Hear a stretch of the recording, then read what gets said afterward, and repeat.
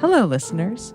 We want to let you know that we will be presenting at the Pennsylvania Society of Addiction Medicine annual meeting online on March 2nd. You can hear us speak and even see what we look like. After an extensively heated discussion, Sonya and I have picked the 10 articles that we reviewed which changed our practice the most. It's a little embarrassing, but we're going to put ourselves out there and tell you some of the things that we did wrong and how we changed our ways after reading these 10 articles. You can register for the conference at psam-asam.org. Hope to see you all there.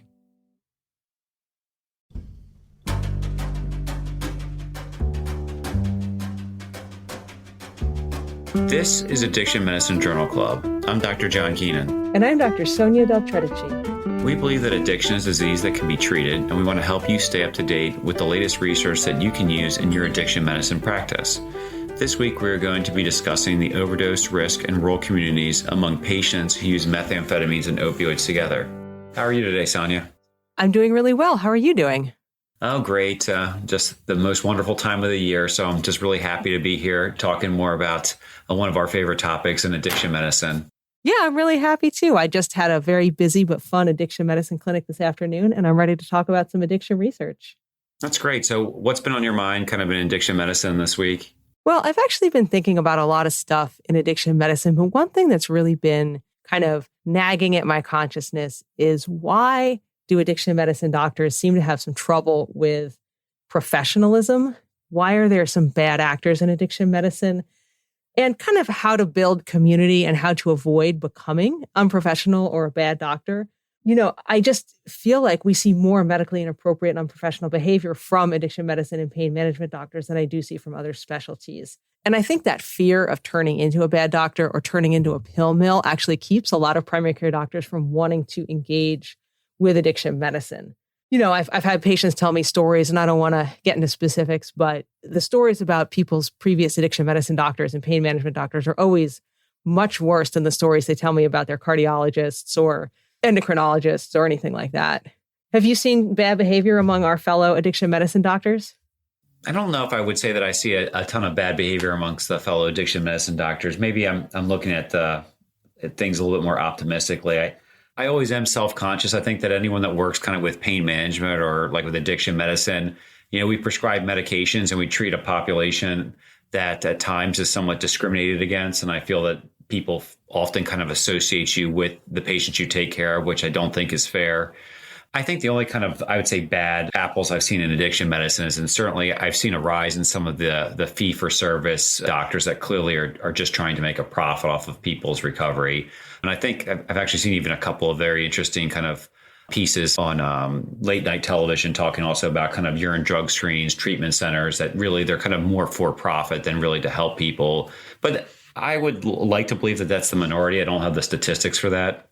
Yeah, I don't have any specific data either. I also feel like the patients are very vulnerable in addiction medicine, especially those on buprenorphine, because they really cannot lose access to their medication. You know, even for a day or two or a week, it can be very, very difficult and painful for them. So they're very dependent on their doctors. And I think sometimes they're unwilling to speak up if things aren't going right in that relationship. But the reason I was thinking about this is I was thinking how to avoid these kinds of problems and how, if you're an addiction medicine doctor and you're working with a stigmatized community or you're working by yourself, you don't have a group of colleagues, how you can keep yourself professional, keep yourself practicing up to appropriate standards of care, and how I can help encourage other primary care doctors to do addiction medicine and still feel confident that they'll be practicing good medicine. And the way I came up with was that we all need some kind of addiction medicine community. You need some group of other doctors who you can interact with, bounce things off of, see if you are doing the right thing. I know you and I often talk about cases we have that are complicated or ask each other what we think of what we're trying in our individual practices. And then I just wanted to recommend some specific things to people if you think you need some addiction medicine community. So I like email listservs a lot. I'm old school. I'm into email. And I love the ASAM Connect email listservs. If you like Facebook, there's some fun Facebook groups. I've been involved in one that's called Addiction Medicine Doctors on Facebook. So if you're an addiction medicine doctor listening, you can join that Facebook group. You know, our journal club that we do live with our colleagues at St. Max's is community. We talk with each other. We get together about once a month. And if you don't have any of that, you can just go to a conference, find people who are doing the kind of work you want to do or the work that you like, and find their conference and go and just meet them in person and see what you're doing and see if what you're doing matches what everybody else is doing. So what do you think of that, John? Do you think that would make primary care doctors a little more comfortable with addiction medicine? I think so. I mean, I really can't kind of emphasize enough some of those resources. I know that I'm not the best at like logging on to forums, but I do like how ASAM has the special interest groups that gives you like almost like a screenshot to your email about kind of some topics on the message board for the week. And I always do kind of like to see the back and forth, since there is a lot of art for this kind of medicine. So certainly kind of just being involved with someone. I think it's called firehouse syndrome, where if you just kind of do your own thing and you don't ever kind of bounce ideas off of other people, you kind of drift away from the norm. And I think that sometimes that's really easy to do in medicine. Yeah, definitely. Maybe I'll put in a plug for ASAM, which we're both going to go to. So if anyone listening wants to meet us in person, we'll be at ASAM, which is in Washington, D.C. this spring. I heard that if you register by the end of December, you get an early bird discount. It's like the ultra early bird. I think there's like 2 of them or 3 of them, but this is the earliest early bird.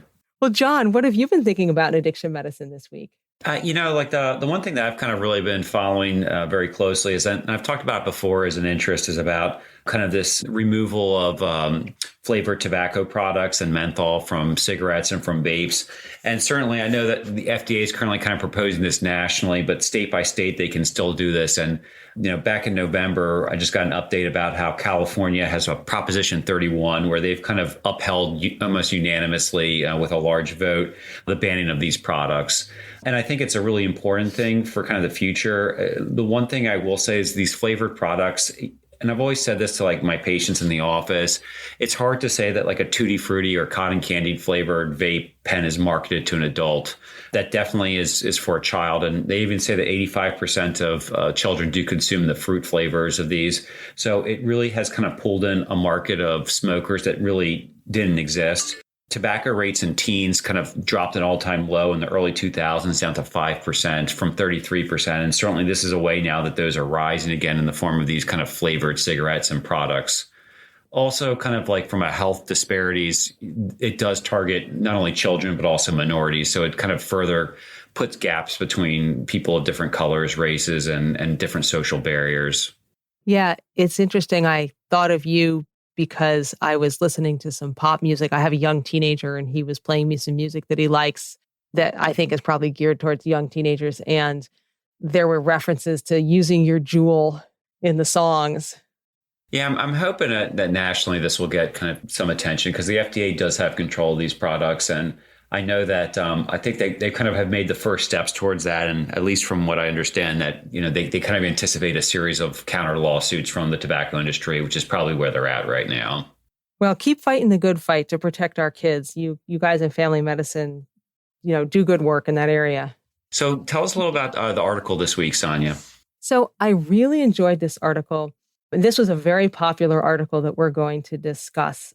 I saw an announcement from the people who produced it that it had been covered in over 50 different news outlets, which is a lot for a very technical addiction medicine study. So this study is titled Association of Methamphetamine and Opioid Use with Non-Fatal Overdose in Rural Communities. And it was published in JAMA Network Open in August of 2022. And for those of you who listen frequently to our podcast, you'll remember last month we did a nice article about wine glass size and wine bottle size. And that was kind of fun. But this is a return to the more depressing addiction research. It was actually particularly sad to read. It's been on my radar for a while, so I was really glad to have a chance to dig into it, because I've been worrying about methamphetamine as I see a lot more of my patients using it. A little bit of background. Methamphetamine use is endemic in the West Coast, and especially rural areas of the West Coast in the U.S., and now its use is spreading east to other regions of the U.S. The National Survey on Drug Use and Health has documented a steady rise in methamphetamine use over the past 10 years, and there are increasing numbers of admissions for this diagnosis. These hospital admission numbers, though, are just the tip of the iceberg of methamphetamine use, because, of course, most patients don't get admitted to the hospital, and very little is known about the characteristics of methamphetamine users and how methamphetamine is used in these rural communities. So there's a few things we do know. One, we know that greater than 100,000 people are dying annually in the U.S. from drug overdose. And overdoses from psychostimulants have increased at least tenfold in the past 10 years. We also know that the addition of psychostimulants to opioids seem to exacerbate your overdose risk. We know that fentanyl is contaminating the methamphetamine supply. So a lot of patients who are using methamphetamine are inadvertently getting fentanyl. And we know that rural communities have limited access to treatment for substance use disorders. Over 50% of U.S. counties have no buprenorphine prescribers, and the majority of those are in rural areas. So this study set out to learn a little more about what methamphetamine use is like in rural communities and what's the interplay between methamphetamine and opioid use in rural communities and how that relates to overdose.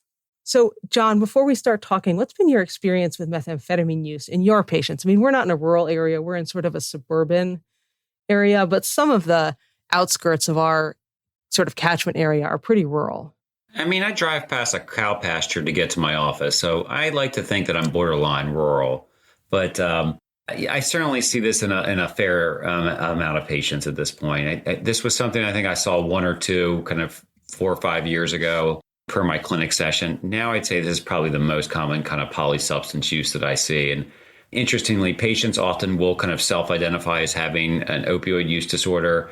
And on the flip side, they'll have persistent methamphetamine use and really not kind of acknowledge that as much as a problem. And at least that's what I see. And it kind of makes it really difficult to kind of care for these people and come up with a treatment plan, especially if they're not kind of admitting there's a problem with the second. Yeah, I've seen a lot more of it among my patients as well. So let's talk about the clinical question. This was a cross-sectional survey of patients from the Rural Opioid Initiative, and it asked the basic question, does exposure to methamphetamine, opioids, or both correlate with overdose risk? So a pretty simple clinical question. The population included patients from 10 rural states. They had to be age greater than 15, and they either had to use some kind of injection drug or use opioids in the past 30 days to get high, was the study inclusion criteria. So injection drug users, which included methamphetamine users, and then opioid users, either injection or not. In the end, the study was 57% male, 85% white, and unlike other studies, it was 7.4% Native American, I think because they had a lot of patients from the Pacific Northwest. The mean age was 36, and 53% were unhoused in the past 6 months. This is a very difficult population to study, of course. More than half are homeless. They're using injectable drugs. And so they did this recruitment thing called chain recruitment. They recruited people in chains. So they found individuals for the study, and then they asked those individuals to go find their friends who would meet inclusion criteria and bring them in. And you got compensated for your time to do the study, and you got compensated for every friend you brought into the study. So they did this kind of chain recruitment to get participants in. The exposure was use of methamphetamine alone, use of opioids alone, or both. And they defined use as use at least one day in the past 30 days. And that was by patient self-report. The outcomes were the prevalence of methamphetamine. So first they looked at prevalence, the prevalence of methamphetamine use, the rate of overdose, the number of lifetime overdoses, treatment access, and naloxone at home. And they defined an overdose as basically an opioid overdose. So you had to either pass out, turn blue, or stop breathing because of drugs. And that's important because overdose is kind of well defined for opioids. Basically, if you take so many opioids, you pass out and can't be woken up. But many other drugs, an overdose might be, you took too much, but it tends not to be as serious, and it's not clear what people are really talking about. If you take too many methamphetamines, you often are kind of overamped. You're too agitated and excited. You're not turning blue and passing out. So their definition of overdose is pretty closely related to opioids. So again, just to summarize, the clinical question is, does exposure to methamphetamines, opioids, or both correlate with your overdose risk? So John, what did you think of the clinical question? I mean, I think that's pretty valid. I think that oftentimes we kind of view these as different silos of disease, somewhat non-connected to one another. But I think it is interesting to see, like, from a risk mitigation standpoint, what is the risk level of your individual patient when they have kind of one versus both together? Yeah. And I was thinking about this, that different kinds of drug use, we think of them a little bit as separate syndromes, but they're really kind of part and parcel of the same problem. The same way, we might separate out diabetes, high cholesterol, hypertension, heart disease as separate syndromes, but they're actually all kind of connected and they're all one, and the treatment of one often makes significant improvements in the other. So I think of that with opioid and methamphetamine use. Technically, they're different, but if you really treat one and make a lot of improvements in one, the other will often follow suit and improve too. So let's talk about validity. So this was a survey trial. It asked participants about their opioid and methamphetamine use and asked them about their overdoses. So that was how the trial was conducted. It was big. They surveyed 3,048 patients. They used something called respondent-driven sampling to estimate prevalence of people who might meet inclusion criteria but were hard to reach and did not appear for recruitment for this study. So with the respondent-driven sampling, they asked people in the study if they knew of or had friends or had family members who met inclusion criteria without actually bringing them into this study. And then based on the number of people who said they knew others who weren't in this study or were hard to reach, they made some estimated numbers that sort of included those populations who weren't in this study. And they ran their prevalences with two sets of numbers, one with the actual unweighted numbers, and again, with the weighted numbers. In some areas, they were basically the same. The people they sampled were pretty much the same as people who they couldn't reach. But there were other areas where the weighted and unweighted estimates were pretty different, specifically Kentucky and Ohio. And so in the study, they provided both sets of numbers. This was self-reported data, and there was no objective confirmation of drug use. So, that maybe makes it a little less valid. Participants were compensated for their time, which might lead to inaccurate reporting for secondary gain. Maybe people heard about the study, tried to get into it by, making stuff up or somehow not being 100% truthful with the inclusion criteria. However, studies that rely on data from insurance claims or more objective medical records, they're notoriously poor at identifying overdoses and identifying people who use drugs and getting them in. So directly asking patients if they take drugs and if they overdose, maybe that's a little closer to a gold standard than some of the objective measures we use in other studies. Another thing that relates to validity is that this data is cross-sectional, i.e. it's one point in time as opposed to longitudinal. So with that kind of study, it's even more difficult to draw causal conclusions between methamphetamine use and overdose rates. There's also some misclassification bias since a lot of patients who are using methamphetamine are also using fentanyl, but might not be aware of it. So people who would have said they only use methamphetamine are often actually also using opioids. There's no correlates with mortality data, which would have been really great. We have self-reported overdoses, but not mortality data. They adjusted their models for a bunch of confounders: age, sex, race, Hispanic ethnicity, and then some other drug use, coke benzodiazepine use, cocaine, alcohol, daily drug use, and 6-month homelessness rate.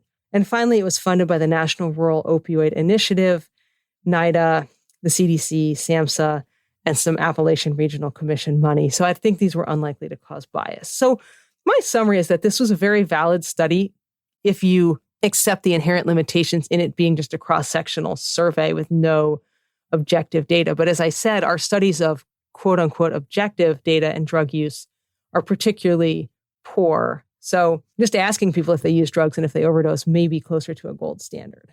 So what do you think, John? Do you think this was a valid trial? Yeah, I think that based upon the size and kind of the information they obtained, I think that's pretty good. You're right, like a true kind of objective classification for drug use, I think it's just always very difficult. And that would just wouldn't be kind of useful or wouldn't be really feasible at a population-based study. All right, let's talk about the results. So first set of results in this study was the prevalence of methamphetamine use. So remember, to get into the study, you either had to inject drugs or use opioids. So the prevalence of methamphetamine use was highest in the West, and it went lower and lower as you moved east and was lowest in the rural states of New England, like in Vermont. Overall, methamphetamine use prevalence among injection drug and opioid users was about 80%. So that's so high. The highest prevalence was Oregon, where 97% of the patients reported using methamphetamine, both weighted and unweighted estimates. The lowest prevalence was in New England at about 34%. Other states in this study, which were Kentucky, Ohio, Wisconsin, North Carolina, and West Virginia, were somewhere in the middle, somewhere between the 97% and the 34%. The study didn't include Pennsylvania, which is where we are, but our nearest neighbors in this study were Ohio and West Virginia. The prevalence in Ohio was about 80% unweighted prevalence of methamphetamine use and 61% unweighted. And the prevalence in West Virginia was about 51%. So I'll assume we're pretty close to that. The next set of results was about overdoses. The study compared people who used opioids alone, people who used methamphetamine alone, and people who used both, and looked at their overdose rate. So first, the majority of respondents used both methamphetamine and opioids, and that was 63% of patients. Only 13% used methamphetamine alone, and 24% used opioids alone. So that's huge, and it makes me think that maybe we could just be assuming that our injection drug-using patients are using methamphetamine. I mean, 63% were using both. There was significant additional poly drug use among participants as well. 44% were using cocaine, 48% using benzodiazepines, and 31% were binge drinking. If you look at overdoses over the past 6 months, in the meth plus opioid group, 22% had had an overdose in the past 6 months. In the opioid group alone, only 14% reported an overdose, and in the methamphetamine group alone, 6% reported an overdose. And remember, overdoses are defined as times when you stop breathing, turn blue, or passed out, likely an opioid overdose, not a methamphetamine overdose. So that makes me think that of those patients who think they're taking methamphetamine alone, a lot of them are actually taking fentanyl. They also asked participants about overdoses in the past at some point. 55% of dual users reported an overdose at some point in the past, compared to 44% of opioid users alone, 31% of methamphetamine users alone. Lifetime overdose rate was much higher in users of both. They had on average 2.4 lifetime overdoses, compared to 1.07 of the methamphetamine users alone and 1.7 lifetime overdoses in opioid users alone. The next set of results concerned access to treatment. So co-use of methamphetamine and opioids conferred significantly higher overdose risk. But despite this, those patients had greater problems accessing treatment. 44% reported having attempted to access treatment but been unsuccessful, compared to only 36% of opioid users and 30% of methamphetamine alone users. Also, despite their high overdose rate, this study showed that methamphetamine users did not tend to have naloxone. Only 17% of methamphetamine users had naloxone, compared with 39% in the other groups. And I'll just note that all of these results were statistically significantly different, with the p-values all being less than 0.001. So that was a lot. I'm just going to summarize the results. Basically, prevalence of methamphetamine use among injection drug and opioid users was between 31 and 98%, so very high. Co-use of methamphetamines and opioids significantly increased a person's risk of overdose, but was associated with more difficulty accessing treatment. And finally, people who use methamphetamine alone had a very high risk of opioid overdose, and they were less likely to have naloxone than the patients who knew they were using opioids.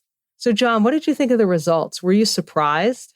I was surprised about some of it. I mean, I was going to ask you a question before I kind of gave any comments on, were they able to adjust at all for like the geographic variability of using methamphetamine and opioids, since it seems like it was so much different from state to state?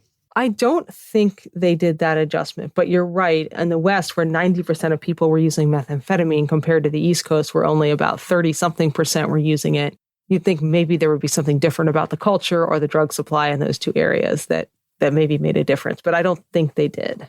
Yeah, I mean, like in terms of this study, I mean, some of it was interesting. I think kind of the most interesting takeaway was that the kind of methamphetamine users alone still had that risk of overdose, because I would think that's a group that probably, I mean, I want to throw myself out there. I don't think I would probably prescribe Narcan routinely to that group of patients in the office. So I thought that was interesting. And then, the other kind of results about the relationship between co-use and increasing your risk of overdose, I mean, that's somewhat expected, sadly. Yeah, it's expected. I'm not sure I understand why. Why do you think that there's such a higher rate of overdose among the people who use both? That's a great question. I could postulate. I wonder if it's kind of a more severe addiction severity. Like, it'd be interesting to see if they could classify the opioid use by like mild, moderate, or severe classification. Does it reflect a sicker baseline population? I've seen other studies where like cocaine use or stimulant use is an independent poor prognostic factor for opioid use disorder. So I'm not sure if it reflects either like a severe substance use disorder. Does it reflect someone that has kind of baseline, kind of more risk-taking type activities? Do they enjoy kind of the rush or the thrill of a stimulant? Or is it truly the two drugs together? I mean, I'm not quite sure yet. Yeah, I don't know. I had thought maybe there was something synergistic about the two drugs together, but I had looked that up, and there's animal studies, of course, not human studies, that using methamphetamine is counters the respiratory depression from opioids, as you would expect, because it's a stimulant. So biochemically, having methamphetamine would make opioid overdose less likely, at least in animals. But I think you're right. I mean, I think it just indicates a sicker population. I had 2 patients who were consistently using methamphetamine and who were taking buprenorphine for opiate use disorder, but consistently using methamphetamine. And I just was really worried about them. And both of them agreed to let me send out a urine drug screen for fentanyl. And both of them came back positive for fentanyl. It is interesting because, I mean, not something we hear about as often, but kind of like on the boards, like co-administration of cocaine and heroin was common before as an 8-ball. And, you're right. People would overdose because the half-life of the heroin was so much longer than the half-life of cocaine. So the respiratory suppression would be offset. And then when the cocaine wears off, you're left with this unopposed larger dose of heroin. And then people would overdose. You'd actually think it'd be flipped now, since kind of our opioids are predominantly fentanyl, which is a much shorter half-life, resulting in kind of people using it very frequently throughout the day. And methamphetamine has a longer half-life in most formulations than cocaine, which is relatively short. It's kind of interesting. It's like flip, but still there. We'll have to ask people what their experiences are. So, final section of this presentation: will these results help me in patient care? So, this study did not actually include any patients from our area, but some of the areas like Ohio and West Virginia are similar to rural South Central Pennsylvania, where we are. I do see methamphetamine use in my setting. And I feel like the outcomes they looked at, which is overdoses, is definitely an outcome that concerns both me and my patients. There was a significant amount of polydrug use in this study, so I'm going to take that to assume that my patients seeking treatment for one substance are likely using other drugs. And I've seen that in practice. I'll ask people as we're doing our initial visit, are there other drugs that they're concerned about? Anything else they've taken recently? I'm trying to think about withdrawal. And they often be like, no, nothing. And we'll do a urine drug screen and like 6 different things will come positive. And they'll say, oh yeah, I guess a little bit of that other stuff. And I don't mind. I'm not like trying to force them to tell me anything. I'm just trying to tailor the treatment to be most appropriate for them. But yeah, I think there's a lot of polydrug use, and we have to acknowledge that. Like you said, another takeaway, patients who use methamphetamine need to have naloxone at home. And also patients who need methamphetamine should use fentanyl test strips. And in Pennsylvania, just this summer, finally, Governor Tom Wolf decriminalized them. So now they no longer count as drug paraphernalia. So you can have them without being worried about having illegal drug paraphernalia. And some of our local overdose prevention programs do have them. And of course, you can just buy them online. For anyone listening, I was looking on Amazon, you can buy a pack of fentanyl test strips for whatever, $10 on Amazon. So I will encourage my patients who use methamphetamine to have those so they can test their methamphetamine if there's fentanyl in it, to either use very carefully, not use it at all, have naloxone present, not use alone, to take some of those overdose precautions. And finally, people like us providing care for opioid use disorder should learn about treatments for methamphetamine use disorder and be ready to use them. So John, do you think this study will change your practice? I think it does make me want to kind of more aggressively treat the methamphetamine component.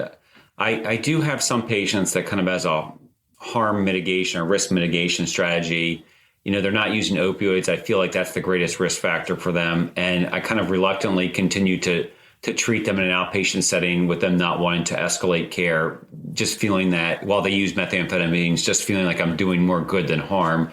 I think this will be kind of more information to discuss with them and talk to them about how that still is a risk factor for them to have a bad outcome, and to hopefully kind of tailor a treatment plan to that. Now, what that treatment plan would be, I still have to figure that out, because our lack of treatment options in the methamphetamine realm are currently there. And we don't have really good FDA-approved treatment options from a medication perspective. And even while cognitive behavioral therapy is approved, the data there is better than nothing, but not fantastic, unfortunately. Yeah, I've seen my patients who use methamphetamine consistently really struggle to stop. It does not seem to be an easy thing to get off of. Yeah, unfortunately. Well, I really appreciate you presenting that article. That was great. A little bit more kind of real world than my wine glass bottle article last month. So I thought of your wine glass and wine bottle article because I saw another article about how using smaller cigarette packs with fewer cigarettes per pack led to less smoking. So, same kind of concept. Well, thank you for listening to the Addiction Medicine Journal Club. The best part of any journal club is the conversation, and we want to hear what you have to say.